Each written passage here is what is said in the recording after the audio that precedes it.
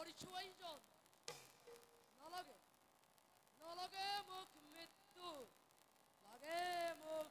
অমৰত্ব সেয়েহে মই এইবাৰ নাৰায়ণক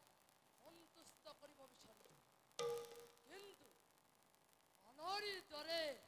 হল তুলসীৰে মই দেৱতা পূজা নাপাতো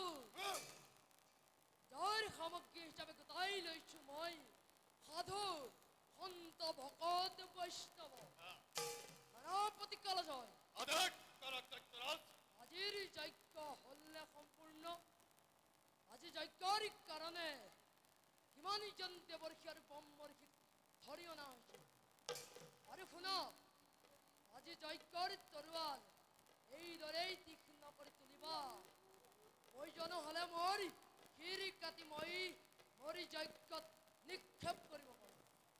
নিজৰ শিৰ শিৰচ্ছেদ কৰাৰ পাছতে আপুনি কাৰ সফলতাৰ বাবে যজ্ঞ কৰিব দৈত্যৰাজ সেনাপতি দৈত্যৰাজ মোৰ মহিমা তুমি আজিও বুজি নাপালা শুনা